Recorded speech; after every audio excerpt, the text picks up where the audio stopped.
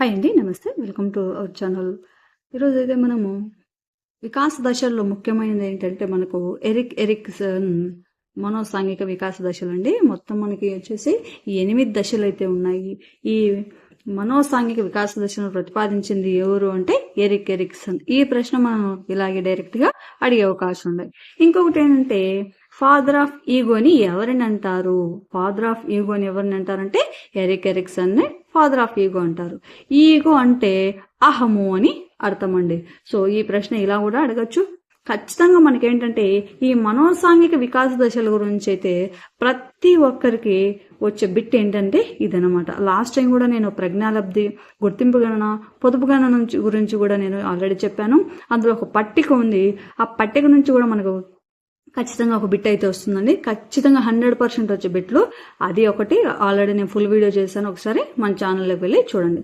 అదేవిధంగా మనోసాంఘిక వికాస దశల గురించి కూడా మనకు ఖచ్చితంగా ఒక పట్టిక ఉంది. ఆ పట్టిక 8 దశలు అనమాట ఈ మనోసాంఘిక వికాస దశలు. ఇందులో నుంచి కూడా మనకు ప్రతిసారి ఒక బిట్ అయితే మనకు ప్రతి ఒక్కరికి వస్తుందండి. ఆ పట్టికను ఏందో మనం ఒకసారి నేర్చుకొని ప్రీవియస్ లో అడిగిన బిట్స్ కూడా ఒకసారి అయితే చూద్దాం అనమాట. ఎక్కువగా రిపీట్ అయిన ప్రశ్నలు ఏంటి, ప్రశ్నలు ఎలా అడగచ్చు అనేది కూడా నేను చెప్తాను. ఇప్పుడు ఆ మనోసాంఘిక వికాస దశల గురించి అయితే నేర్చుకుందాం.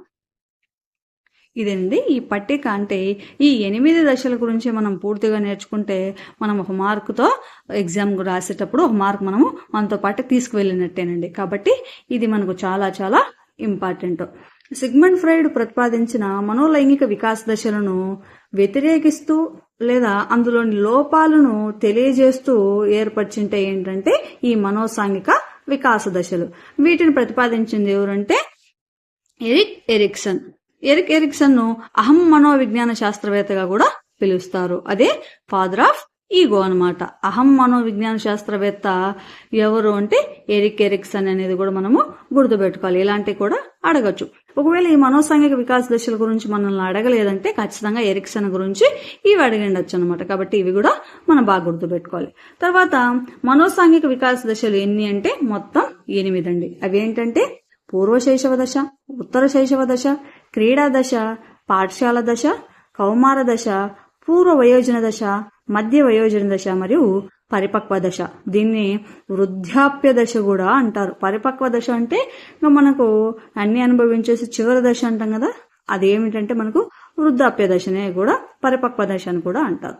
సో ఫస్ట్ ఈ దశలు, అదేవిధంగా ఈ వికాస దశలు ఎంత వయసు వరకు ఉంటాయి, తర్వాత వీటి పరిస్థితి అంటే ఈ దశలో వాళ్ళ మనోసాంఘిక పరిస్థితి ఎలా ఉంటుంది వాళ్ళ అనేది కూడా ఇక్కడ చూద్దాం అన్నమాట. అదేవిధంగా ఈ మనోసాంఘిక సంక్షోభాల వల్ల ఏర్పడే సద్గుణం ఏంటనేది కూడా మనము వివరంగా చెప్తాను, ఒకసారి చూడండి. సో వీడియో నచ్చితే కనుక ఖచ్చితంగా ఒక లైక్ అయితే చేయండి.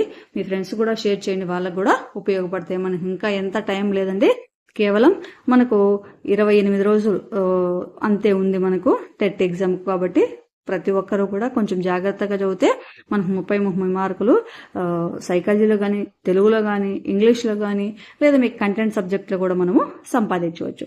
ఇప్పుడు మనోసాంఘిక వికాస దశల గురించి అయితే చూద్దామండి.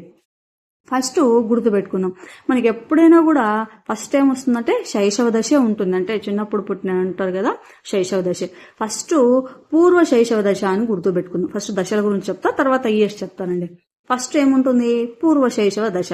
శైశవ దశ లేదా పూర్వ శైశవ దశ. పూర్వ శైశవ దశ ఉందంటే ఖచ్చితంగా ఏముంటుంది, ఉత్తర శైశవ దశ కూడా మనకు ఉంటుంది. పూర్వ శైశవ దశ ఉందంటేనే ఉత్తర శైశవ దశ ఉన్నట్టు అర్థం అనమాట. ఈ పూర్వ శైశవ దశ, ఉత్తర శైశవ దశ అయిపోతానే ఇది గుర్తు పెట్టుకుందాం, క్రీడా దశ. అంటే శైశవ దశ అంటే పుట్టినప్పుడు దశ అయిపోతానే పిల్లలు ఏం చేస్తారు, ఆడుకుంటారు. ఈ ఆడుకునే వయసుని ఏమని పిలుస్తామంటే మనము క్రీడా దశ. ఇలా గుర్తు పెట్టుకోవాలన్నమాట. మన బాల్యంను గుర్తు పెట్టుకుంటే మనకి ఎన్ని గుర్తొస్తాయి. ఫస్ట్ శైశవ దశ, పూర్వ శైశవ దశ, ఉత్తర శైశవ దశ. తర్వాత శైశవ దశ అయిపోతానే పిల్లలు ఇంటి దగ్గర స్కూల్కు వెళ్ళక ముందు, అంటే పాఠశాలకు వెళ్ళక ముందు ఏం దశ ఉంటుంది, ఖచ్చితంగా క్రీడా దశ ఉంటుంది అనమాట. అలా క్రీడా దశ, పాఠశాల దశ. ఇలా రెండు గుర్తు పెట్టుకుందాం, పూర్వ శైశవ దశ, ఉత్తర శైశవ దశ. తర్వాత ఈ 2 అయిపోతానే పిల్లలు పాఠశాలకు వెళ్ళక ముందు ఏ దశ ఉంటుందంటే క్రీడా దశ, పాఠశాల దశ. దీనిని ప్రాథమిక పాఠశాల దశ అని కూడా అంటారు. పాఠశాల దశ అంటే అంటే ప్రైమరీ సెక్షన్ అన్నమాట. దానిని ప్రాథమిక పాఠశాల దశ అని కూడా పిలుస్తారు. తర్వాత ఈ రెండు గుర్తు పెట్టుకున్నాం కదా, పూర్వ శైశవ దశ, ఉత్తర శైశవ దశ. ఈ రెండు ఒకసారి గుర్తు పెట్టుకోండి. క్రీడా దశ, పాఠశాల దశ, ఇలా గుర్తు పెట్టుకున్నాం. తర్వాత పాఠశాల దశ అయిపోగానే వచ్చేది ఏంటంటే కౌమార దశ. కౌమార దశ అంటే పిల్లలు కౌమార దశలో ఉన్నారంటే అంటే వీళ్ళు హై స్కూల్కి వచ్చినట్లు అర్థం అన్నమాట. కౌమార దశ గుర్తుపెట్టుకుందాం. పాఠశాల దశ అయిపోయింది. తర్వాత కౌమార దశ. కౌమార దశ అయిపోతానే వయోజన దశ వస్తుందన్నమాట. అంటే యంగర్ ఏజ్ అనమాట. అది గుర్తుపెట్టుకోండి. కౌమార దశ అయిపోతానే మనకు తర్వాత పూర్వ వయోజన దశ. వయోజన దశ కూడా ఉంది. ఇక్కడ మనము పూర్వ వయోజన దశ అయిపోతానే మధ్య వయోజన దశ. ఇక్కడ పూర్వ శైశవ దశ వచ్చింది కాబట్టి ఉత్తర శైశవ దశ వచ్చింది. ఇక్కడ కూడా పూర్వ అయిపోతానే ఉత్తర వస్తుంది అనుకోకండి. పూర్వ వయోజన దశ అయిపోతానే మధ్య వయోజన దశ అనేది వస్తుంది. తర్వాత లాస్ట్ వచ్చేసి పరిపక్వ దశ లేదా వృద్ధాప్య దశ. అది పరిపక్వ దశ అయినా అడగచ్చు, వృద్ధాప్య దశ అయిన గురించి అయినా అడగచ్చు. కాబట్టి రెండు కూడా గుర్తుపెట్టుకోండి. మనల్ని ఎగ్జామ్ లో ఎలాగైనా అడగచ్చు. ఫస్ట్ ఏంటి మనకు పూర్వ శైశవ దశ. సర్కల్ మూసుకొని మీరు మనసులో అనుకోవాలన్నమాట. పూర్వ శైశవ దశ, ఉత్తర శైశవ దశ. తర్వాత పిల్లలు శైశవ దశ అయిపోతానే ఏమొస్తుంది ఇంటి దగ్గర క్రీడా దశ. క్రీడా దశ అయిపోగానే పిల్లలు ఎక్కడికి వెళ్తారు? పాఠశాలకు వెళ్తారు. పాఠశాల దశ అవుతుంది. అంటే ప్రైమరీ సెక్షన్ అనుకోండి, ప్రాథమిక పాఠశాల దశ. అది అయిపోతానే పిల్లలు ఎక్కడికి వెళ్తారు? హైయర్ సెక్షన్ కు, అంటే ఉన్నత పాఠశాల దశ. దానిని ఏమంటారు? కౌమార దశ. కౌమార దశ అయిపోతానే ఏమొస్తుంది? టీనేజ్ అయిపోతానే ఏమొస్తుంది? ఎంగేజ్ అనమాట. దాన్ని పూర్వ వయోజన దశ, మధ్య వయోజన దశ. పూర్వ మధ్య గుర్తుపెట్టుకుని ఉత్తర కదండి. పూర్వ వయోజన దశ, మధ్య వయోజన దశ. లాస్ట్ మధ్య వయోజన దశ అంటే యంగర్ అయిపోతానే కొంచెం వృద్ధాప్యం అయిపోతాం కదా, దాన్ని పరిపక్వ దశ లేదా వృద్ధాప్య దశ అని అంటారు. ఇవన్నీ బాగా ఒకసారి గుర్తుపెట్టుకోండి. 8 దశలు. తర్వాత మనకు వయోపరిమితి కూడా అడుగుతారు ఖచ్చితంగా. అంటే 3 నుంచి 6 సంవత్సరాలు ఏ దశ ఉండొచ్చు, లేకపోతే సాంఘిక క్లిష్ట దశ ఏంటి అని కూడా అడగచ్చు. కాబట్టి ఏజ్ అనేది కూడా గుర్తుపెట్టుకోండి. పూర్వ శైశవ దశ వచ్చేసి 0 నుంచి 1.5 అనేది గుర్తుపెట్టుకోండి. 0 నుంచి 1.5.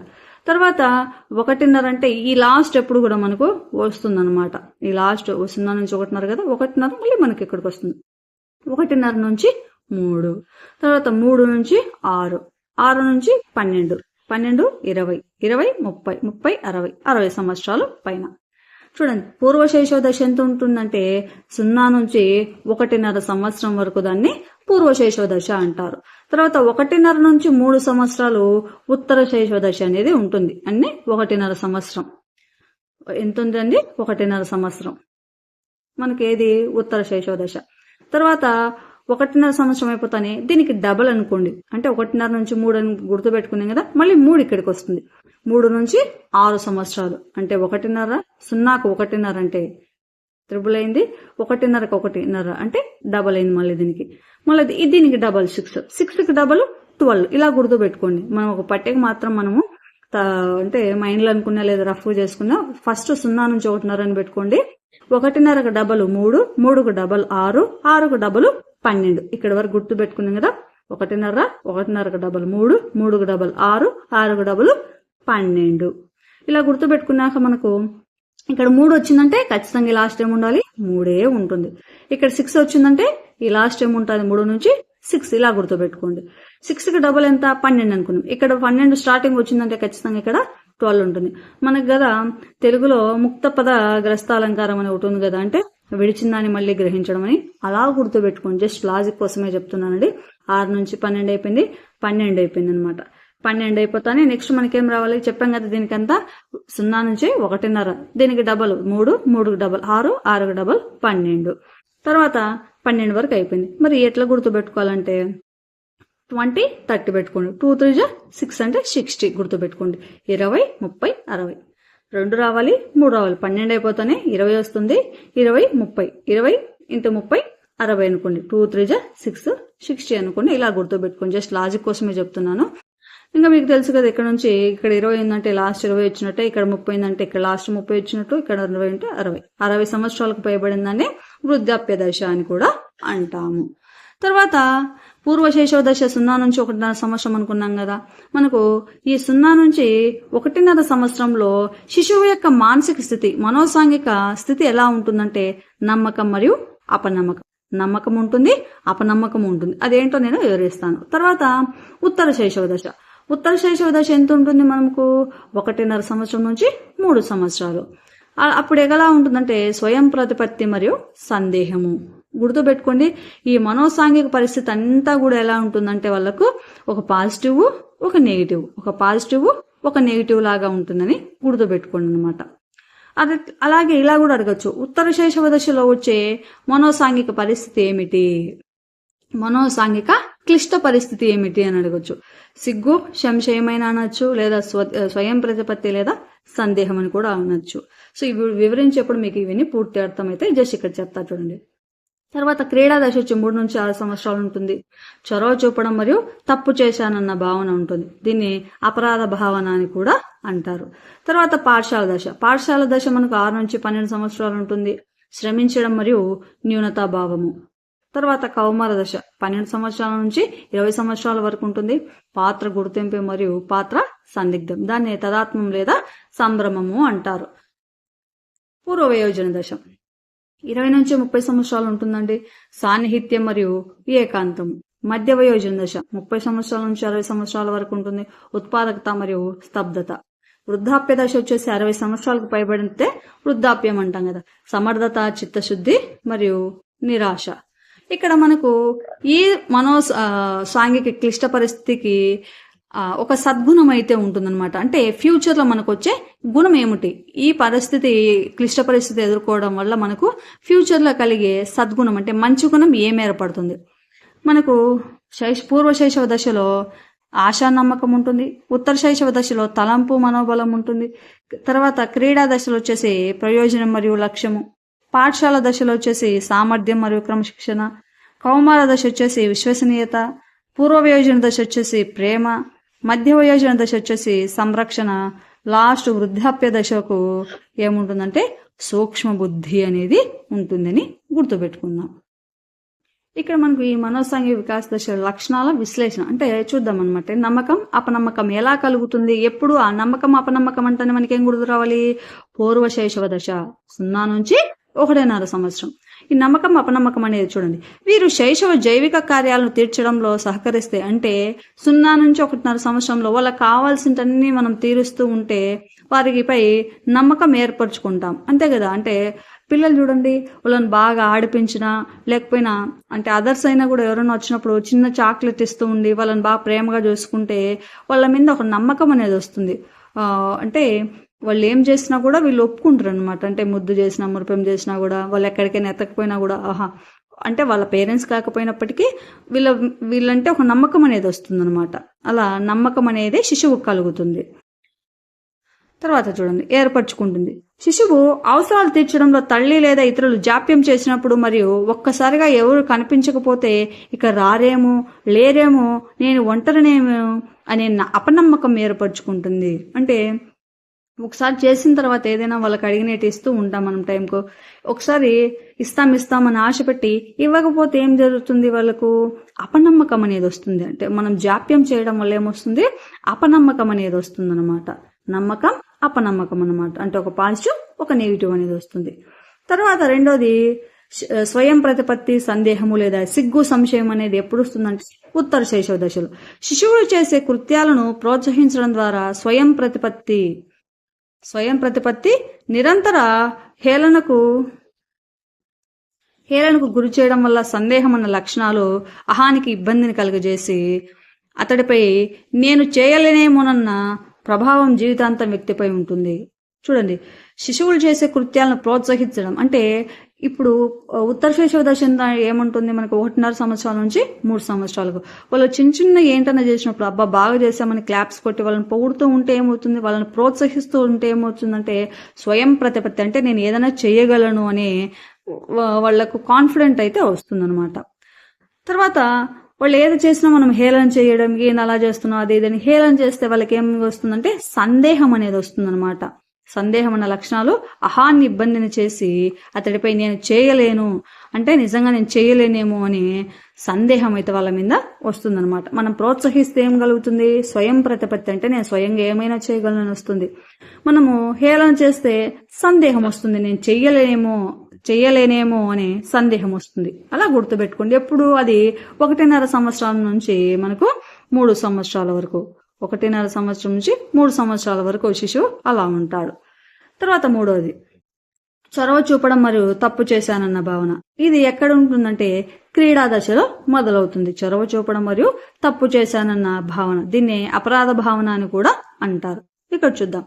కృత్యాలు నిర్వహించడం, ఆటలాడడంలో సఫలమైతే కొత్త కృత్యాలను చేయడానికి చొరవ చూపుతారు. అంటే చూడండి, కృత్యాలంటే వాళ్ళకి ఇప్పుడు ఏదైనా ఒక పని ఇస్తే ఆ పని బాగా నిర్వహించి బాగా చేస్తే వాళ్లకు దాని మీద ప్రతిఫలం దొరుకుతుంది. అంటే ఏదైనా ఒక గేమ్ ఆడినప్పుడు వాళ్ళు విన్ అయిననుకో ఏమవుతుందంటే, అబ్బా నేను ఈ పని చేయగలిగాను, ఇంకెప్పుడైనా చేస్తానన్నప్పుడు ఇంకొక గేమ్ ఆడడానికి, ఇంకొక పని చేయడానికి చొరవ చూపుతారు. లేదా తల్లి ఇంట్లో ఒక పని చెప్పినప్పుడు వాళ్ళు చేయగలుగుతా, అబ్బా బాగా చేసావని క్లాప్స్ చెప్తే చేయడం, నువ్వు బాగా చేసావమ్మా అని పొగిడితే శిశువు ఏం చేస్తుంది, ఇంకొక పని ఎప్పుడన్నా చెప్పినప్పుడు చేయడానికి చొరవ చూపుతారు. అలా కాకుండా వైఫల్యం అయితే తిట్టినా శిక్షించిన అపరాధ భావన ఏర్పడి మెల్లగా చొరవ చూపడం తగ్గి తాము తప్పు చేశామోనన్న భావన ఏర్పరచుకుంటారు. ఇప్పుడు తల్లి ఒక పని చేసినప్పుడు బిడ్డ నువ్వు బాగా చేసావమ్మా అంటే ఇంకొక పని చేయడానికి ఏం చెప్తారు, వాళ్ళు చొరవ చూపుతారనమాట. అలా కాకుండా తల్లి ఏం చేసినావు అసలు సరిగా చేయలే పని అని తిట్టినా లేదా దానికి శిక్షిస్తే ఏం చేస్తారంటే వాళ్ళు ఇంకొకసారి ఆ పని చెయ్యాలనా లేదా తప్పు చేశానన్న భావన కలిగి ఇంకొకసారి చొరవ చూపడం ఆపేస్తారనమాట. అంటే తప్పు చేశానన్న భావన కలిపితే ఇంకొకసారి ఆ వర్క్ అనేది చేయరు. కాబట్టి చొరవ చూపడం, తప్పు చేశానన్న భావన అనేది ఉంటుంది ఎప్పుడు క్రీడా దశ. తర్వాత 4వది శ్రమించడం మరియు న్యూనతాభావము. ఇది శ్రమించడం, న్యూనతాభావం అనేది ఎప్పుడు కలుగుతుందంటే పాఠశాలలో. చూడండి, పిల్లలు ఇంటిలోను పాఠశాలలోను అనేక చేతి పనులు, కళలు, ఆటలలో చొరవతో పాల్గొనడం వల్ల, సాఫల్యాలను పొందడం వల్ల శ్రమించడం ప్రారంభిస్తారు. తర్వాత ఒకవేళ పిల్లలు నిష్పాదన వారి సమవయస్కుల కంటే తక్కువగా ఉండే తల్లిదండ్రులు, ఉపాధ్యాయులు వారి నిష్పాదన వల్ల తృప్తిపరచలేకపోవడం, తమకు తాము తక్కువగా భావించి ఆత్మ న్యూనతాభావాన్ని పెంచుకుంటారు. అంటే ఇప్పుడు చూడండి, పిల్లలు స్కూల్లో కానీ పాఠశాలలో కానీ ఏదైనా వర్క్ చేసినప్పుడు, అంటే ఏదైనా చేతి పనులు కానీ కళలు కానీ చేసినప్పుడు, మనము అంటే ఒక పెయింటింగ్ వేసినప్పుడు వాళ్ళు బాగా శ్రమించడం ప్రారంభిస్తారు. అప్పుడు మనము ఎప్పుడు క్రీడా దశలో, పాఠశాల దశలో అయితే వాళ్ళు చేస్తారనమాట. అంటే ఇంటి పనుల్లోనూ పాఠశాలను అనేక చేతి పనులు, కళలు, ఆటల్లో చొరవతో సాఫల్యాలను పొందడం వల్ల శ్రమించడం ప్రారంభిస్తారు. అంటే ఇంకా చేయాలని, శ్రమ చేయాలి అనేది వాళ్ళకు కలుగుతుంది. అలా కాకుండా వాళ్ళను మనం నిరుత్సాహపరిచినా, తృప్తిపరచలేకపోతే వాళ్ళకి ఏం కలుగుతుందంటే న్యూనతాభావం అనేది వస్తుందన్నమాట పిల్లల్లో. అది ఎప్పుడు అంటే పాఠశాల దశలో ప్రారంభమవుతుంది. తర్వాత పాత్ర గుర్తింపు మరియు పాత్ర సందిగ్ధం. పాత్ర గుర్తింపు అనేది ఎప్పుడు వస్తుందంటే కౌమార దశలో. అంటే నన్ను అందరూ గుర్తించాలి, నా పాత్రను గుర్తించాలి, నన్ను ఎంకరేజ్ చేయాలి, నేను అనే భావన ఎప్పుడు కలుగుతుందంటే వాళ్ళకు కౌమార దశలోనే ఉంటుందన్నమాట. చూడండి, సంఘంలో, కుటుంబంలో, పాఠశాలలో తన స్థానం ఏంటో అర్థం చేసుకోవడానికి ప్రయత్నాలు చేస్తారు.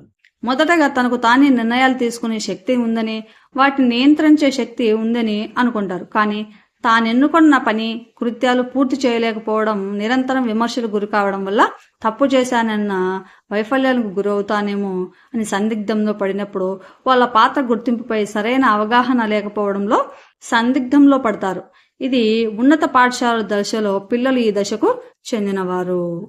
అంటే చూడండి, పాత్ర గుర్తింపు అంటే నేను చేయగలను, అంతా నాకు తెలుసు, నేను అనే భావన పాత్ర గుర్తింపు. అంటే తనను అందరు గుర్తించాలని కౌమార దశలో అనుకుంటారు. అందుకే కదా అమ్మాయిలు కానీ అబ్బాయిలు కానీ ఆ వయసుకు వచ్చేసరికి బాగా రెడీ అవ్వడం కానీ, కొంచెం మంచిగా ఉండడం కానీ నేర్చుకుంటారు. అంటే తనను గుర్తించాలి అనే భావన ఉంటుంది. అలా కాకుండా వారు చేసిన వాళ్ళు, అంటే వాళ్ళు ఏ కృత్యాలు పూర్తి చేయలేకపోతే నిరంతరం విమర్శలకు గురి అవ్వడం వల్ల సో నేను చేయగలనా అనే సందిగ్ధం వాళ్లకు వస్తుందన్నమాట. అది ఎప్పుడు పాత్ర గుర్తింపు, పాత్ర సందిగ్ధం అనేది ఎప్పుడు వస్తుందంటే వాళ్ళకు కౌమార దశలోనే వస్తుంది. తర్వాత సాన్నిహిత్యం మరియు ఏకాంతము. ఈ సాన్నిహిత్యం, ఏకాంతం ఎప్పుడు ఉంటుందంటే పూర్వ వయోజన దశలో సాన్నిహిత్యం కోరుకుంటారు. అదేవిధంగా ఏకాంతం కూడా అనుకుందాం. ఈ దశను పూర్వ వయోజన దశ అంటారు. వారి ప్రవర్తనను ఆరాధిస్తారు. ఇతరులతో సాన్నిహిత్యం, పరిచయాలు, అన్యోన్య సంబంధాలు ఎక్కువగా ఏర్పరచుకుంటారు.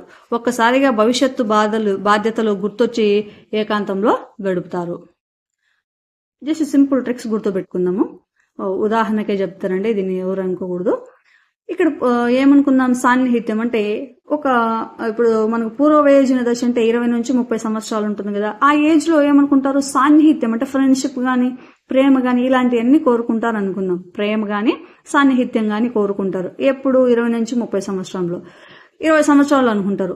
30 సంవత్సరాలకు వచ్చేసరికి అబ్బంగా ఏమొద్దురా ఈ ప్రేమ ఏమొద్దు, ఏకాంతం అని అనుకుంటారు. అంటే ఈ సంబంధాలు దీని ఖర్చులు గిర్చులు ఎక్కువైతాయి, వద్దురా ఒంటరిగా ఉండేది మేలని అనుకుంటారు. జస్ట్ ఉదాహరణకు అలా అనుకుంటే ఏమవుతుంది, ఏకాంతం కోరుకుంటారు. సాన్నిహిత్యం మరియు ఏకాంతం అనే రెండు కూడా ఎక్కడ దొరుకుతాయంటే మనకు పూర్వ వయోజన దశలో. తర్వాత ఉత్పాదకత మరియు స్తబ్దత. ఈ ఉత్పాదకత మరియు స్తబ్దత ఎక్కడ ఉంటాయంటే మధ్య వయోజన దశలో. ఈ దశను మధ్య వయోజన దశ అంటారు. ఎరిక్సన్ ప్రకారం వీరి వల్లనే సమాజం జీవించగలుగుతుంది. సమాజంలోని విలువలు పరిరక్షింపబడుతున్నాయి. నూతన విలువలు సమాజంలో ఉద్భవిస్తాయని పేర్కొన్నారు. ఈ ఉత్పాదకత లక్షణం లేని వారు స్తబ్దతకు లోనవుతారు. భవిష్యత్తు అవసరాలపై, తక్షణ అవసరాలపై వీరి ఆలోచన పూర్తిగా నిమగ్నమై ఆ ప్రయత్నాల కోసం పరుగులు తీస్తూ స్తబ్దంగా ఉంటారు. అందుకే ఈ దశను సర్దుబాటు దశగా పిలుస్తారు. ఎలా ఉంటుందంటే, ఈ దశను మధ్య వయోజన దశ అంటారు. ఎరిక్సన్ ప్రకారం వీరి వల్లనే సమాజం జీవించగలుగుతుందన్నమాట. తర్వాత చూద్దాం. తర్వాత వచ్చేసి సమర్థత మరియు నిరాశ నిస్పృహ. ఇది నిరాశ నిస్పృహ ఎప్పుడు కలుపుతుంది అంటే వృద్ధాప్య దశలోని అనమాట.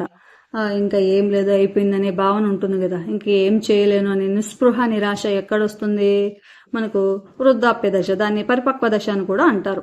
ఈ దశని పరిపక్వ దశ అంటారు. ఈ దశలోని వారు 2 రకాలుగా ఉంటారు. మొదటి రకం వారు సమర్థతను కలిగి ఉంటారు. రెండవ రకం వారు స్తబ్దతకు లోన ఏకాంతంగా గడుపుతారు. వీరు నిస్సహాయాలుగా ఇతరులపై ఆధారపడి జీవిస్తారు. అన్నీ మంచి అనుభవించామనే సంతృప్తి ఉండి ఏదో ఒకటి సాధించలేకపోయాము అనే అసంతృప్తి, అనారోగ్యం మరియు చిన్నపిల్లలాగా ఇతరులపై ఆధారపడుతున్నాము అనే నిరాశతో జీవనం గడుపుతుంటారు. అంతే కదా, ఇప్పుడు 60 సంవత్సరాలు పైబడినాయంటే వాళ్ళకు కొందరిలో సమర్థత ఉంటుంది, కొందరిలో ఏముంటుంది, అనవసరంగా వేరే వాళ్ళ మీద నేను జీవిస్తున్నానా అనే నిరాశ నిస్పృహలు అనేది. నిరాశ అంటే వాళ్ళు అంటే యంగరేజ్ ఉన్నప్పుడు ఏమీ సాధించలేకపోయానని నిరాశ, కానీ వేరే వాళ్ళ మీద బ్రతుకుతానే నిస్పృహ అనేది కూడా వస్తుందన్నమాట. అది ఏ ఏజ్ అంటే 20 సంవత్సరాలు పైబడిన తర్వాత పరిపక్వ దశ. సో వీటిలో సద్గుణాలు ఆల్రెడీ ఒకసారి చూసాం, మరొకసారి చూద్దాం. అంటే మనకు పూర్వ శైశవ దశలో వచ్చే సద్గుణం ఏంటి, ఆశా నమ్మకం. ఉత్తర శైశవ దశలో వచ్చేసి తలంపు మనోబలం. క్రీడా దశ వచ్చి ప్రయోజనం లక్ష్యము. తర్వాత వచ్చేసి పాఠశాల దశ సామర్థ్యం క్రమశిక్షణ. కౌమార దశ విశ్వసనీయత. పూర్వ వయోజన దశ ప్రేమ. మధ్య వయోజన దశ వచ్చేసి సంరక్షణ. 60 సంవత్సరాలు పైబడితే అదేమవుతుందంటే మనకు వృద్ధాప్య దశ లేదా పరిపక్వ దశ, మనకు సూక్ష్మ బుద్ధి అనేది వస్తుందన్నమాట. సో ఈ పట్టిక మనకు చాలా చాలా ఇంపార్టెంట్ అండి. ఖచ్చితంగా ప్రతి ఒక్క సెషన్ లో మనకు అడిగబెట్టు ఇవన్నమాట. సో లాస్ట్ టెట్ లో మనకు అడిగిన ప్రీవియస్ బిట్స్ అయితే మనం చూద్దాం. ఎందుకు ప్రీవియస్ బిట్స్ చూడాలంటే అవే రిపీట్ కూడా అవుతూ ఉన్నాయండి. కాబట్టి ఒకసారి మనకు ప్రీవియస్ బిట్స్ చదువుకోవడం చాలా చాలా ఇంపార్టెంట్. ఆల్రెడీ ఇవైతే చదివామన్నమాట. Father of ego Erikson. ఈ ఈగోనే అహం అంటారు. మనోసాంఘిక వికాస దశలో ప్రతిపాదించింది ఎరిక్సన్ అనేది కూడా చూసామన్నమాట. తర్వాత ప్రశ్న, ఎరిక్సన్ ప్రకారం 3 నుండి 6 సంవత్సరాల వయసు పిల్లలు ఎదుర్కొనే సాంఘిక ఘర్షణ ఏమిటి? 3 నుండి 6 సంవత్సరాల వరకు చెప్పాం కదా. 3 నుండి 6 సంవత్సరాలు అంటే మనకి ఏ దశ వస్తుంది, క్రీడా దశ వస్తుంది అనమాట. అంటే ఫస్ట్ మనకు 0 to 0 నుంచి 1.5 సంవత్సరం, తర్వాత 1.5 సంవత్సరం నుంచి 3, దీనికి డబల్ 3, దీనికి డబల్ 6, దీనికి డబల్ ఎంత 12, అలా అనమాట. మనకు అలా గుర్తుపెట్టుకుంటే గుర్తుంటాయి. మనకు 3 నుంచి 6 సంవత్సరాలు అనగానే ఏం గుర్తు రావాలి, క్రీడా దశ గుర్తు రావాలి. క్రీడా దశ అంటానే మనకి ఎలా ఉంటుంది, వాళ్ళకు చొరవ చూపడము మరియు అపరాధ భావన. చొరవ చూపడం, అపరాధ భావన అనేది కరెక్ట్ ఆన్సర్. తర్వాత అంటే ఇదే 2 సార్లు వచ్చిందండి. లాస్ట్ ప్రీవియస్ స్టేట్ లోనే 2 సార్లు అడిగారు ఇదే బిట్టు. తర్వాత ఎరిక్సన్ ప్రకారం స్వయం ప్రతిపత్తి సందేహం అనే సాంఘిక క్లిష్ట పరిస్థితి ఎదుర్కొనే వయస్సు సుమారు ఎంత? ఎరిక్సన్ ప్రకారం స్వయం ప్రతిపత్తి సందేహము అంటే స్వయం ప్రతిపత్తి మరియు సందేహము ఎక్కడొస్తుందంటే మనకు ఏ సంవత్సరంలో వస్తుంది సుమారుగా అంటే 1.5 సంవత్సరాల నుంచి మనకు 3 సంవత్సరాలు అంటే 1 సంవత్సరం నుంచి 3 సంవత్సరాలు అనేది మనకు కరెక్ట్ ఆన్సర్ అన్నమాట. తర్వాత ఎరిక్సన్ ప్రకారం 7వ దశలో ఎదుర్కొనే మనోసాంఘిక క్లిష్ట పరిస్థితి ఏమిటి? మొత్తం మనకు 8 దశలు. ఫస్ట్ ఏమిటి? పూర్వశైశవ దశ, ఉత్తర శైశవ దశ, క్రీడా దశ, తర్వాత 4 పాఠశాల దశ, 5 కౌమార దశ, 6 పూర్వ వయోజన దశ, 7 వచ్చేసి మధ్య వయోజన దశ. అది ఎంత ఉంటుంది వయస్సు అంటే 30 నుంచి 60 సంవత్సరాలు. వాళ్లకు ఎదుర్కొనేది ఏంటంటే ఉత్పాదకత మరియు స్తబ్దత అనేది. చొరవ అపరాధం అనేది మనకు ఎక్కడుంటుంది? క్రీడా దశ. సన్నిహిత్యం మరియు ఏకాంతం అనేది పూర్వ వయోజన దశ. సమైక్యత మరియు నిరాశ అనేది పరిపక్వ దశ. అలా గుర్తుపెట్టుకుందాం. తర్వాత ప్రశ్న, ఎరిక్సన్ ప్రకారం సుమారు 6 నుండి 12 సంవత్సరాలు పిల్లలు ఎదుర్కొనే సాంఘిక క్లిష్ట పరిస్థితి. 6 నుంచి 12 సంవత్సరాలు మనకు అనగానే మనకు గుర్తు రావాల్సింది ఏంటంటే పాఠశాల దశ. పాఠశాల దశలో ఎలా ఉంటారు? శ్రమిస్తారు, న్యూనత భావం ఉంటుంది. శ్రమిస్తారు, న్యూనత భావము అంటే శ్రమశీలత, న్యూనత. ఉత్పాదకత మరియు స్తబ్దత అనగానే మనకు మధ్య వయోజన గుర్తు రావాలి. సమైక్యత, నిరాశ అనగానే మనకేమో నిరాశ ఎప్పుడు కలుగుతుంది? వృద్ధాప్య దశలో అంటే 60 సంవత్సరాలకు ఇది. తర్వాత పాత్ర గుర్తింపు ఎక్కడ కోరుకుంటారు? పాత్ర సందిగ్ధత కౌమార దశలో ఉంటుంది అనమాట. అలా గుర్తుపెట్టుకోవాలి ప్రతి ఒక్కటి. తర్వాత పాఠశాల దశలోని పిల్లలు ఎదుర్కొనే సాంఘిక క్లిష్ట పరిస్థితి ఏంటి? పాఠశాల దశలోని మనం పాఠశాల దశ అంటానే ఏం గుర్తు రావాలో చెప్తాను. స్వయం ప్రతిపత్తి వర్సెస్ సందేహం, చొరవ చూపడం వర్సెస్ తప్పు చేశానన్న భావన, శ్రమించడం వర్సెస్ న్యూనత, పాత్ర గుర్తింపు వర్సెస్ పాత్ర సందిగ్ధత. స్వయం ప్రతిపత్తి మరియు సందేహం మనకు ఎప్పుడు కలుగుతుంది? స్వయం ప్రతిపత్తి మరియు సందేహం అనేది ఉత్తర శైశవ దశలో. తర్వాత చొరవ చూపడం వర్సెస్ తప్పు చేశానన్న భావన మనకు ఎప్పుడు కలుగుతుంది? క్రీడా దశ. శ్రమించడం వర్సెస్ న్యూనత అనేది ఇక్కడ పాఠశాల దశలో కలుగుతుంది అనమాట. అంటే ఇది మనకు కరెక్ట్ ఆన్సర్. పాత్ర గుర్తింపు వర్సెస్ పాత్ర సందిగ్ధం అనేది కౌమార దశ. ఇక్కడ పాఠశాల దశలోని పిల్లలు ఎదుర్కొనేది ఏమిటంటే శ్రమించడము. తర్వాత బిట్టు, ఎరిక్సన్ ప్రకారం వ్యక్తి ఆఖరు దశలో ఎదుర్కొనే మనోసాంఘిక క్లిష్ట పరిస్థితి. ఆఖరు దశ అంటానే మనకేం గుర్తు రావాలి? పరిపక్వ దశ లేదా వృద్ధాప్య దశ. ఎలా ఉంటుంది పరిపక్వ దశ లేదా వృద్ధాప్య దశలో? సమైక్యత, నిరాశన, స్వయం ప్రతిపత్తి, సందేహమా, నమ్మకం, అపనమ్మకమా లేదా ఉత్పాదకత లేదా స్తబ్దత. ఎలా ఉంటుంది ఆఖరి దశ ఏంటి మనకు? వృద్ధాప్య దశ లేదా పరిపక్వ దశ. ఎలా ఉంటుంది వాళ్ళకు? సమైక్యత మరియు నిరాశ అనేది ఉంటుంది. స్వయం ప్రతిపత్తి, సందేహం అనేది ఉత్తర శైశవ దశ. నమ్మకం, అపనమ్మకం అనేది పూర్వ శైశవ దశ. ఉత్పాదకత మరియు స్తబ్దత అనేది మధ్య వయోజన దశ. సో ఇంకా చాలా బిట్లు ఉన్నాయండి. నాకు టైం లేకైతే వీడియో చేయలేదు. ఇంకా కొన్ని బిట్స్ అయితే చాలా ఉన్నాయి. సో వీడియో నచ్చితే కనుక తప్పకుండా మన ఛానల్ను లైక్ చేయండి, సబ్స్క్రైబ్ చేసి షేర్ కూడా చేయండి. థ్యాంక్ యూ అండి. Thank you for watching videos. ఇంకొన్ని వీడియోలు అయితే మన ఛానల్లో ఉన్నాయి, ఒకసారి గమనించండి. అంటే తెలుగుకు సంబంధించిన బిట్స్ కానీ సైకాలజీకి సంబంధించిన బిట్స్ కూడా చాలా చేశానండి. ఏ బిట్లు చదివితే ఎలా మార్క్స్ వస్తాయనేది కూడా నేను వీడియోల రూపంలో చేశాను. థ్యాంక్ యూ అండి. Thank you for watching videos.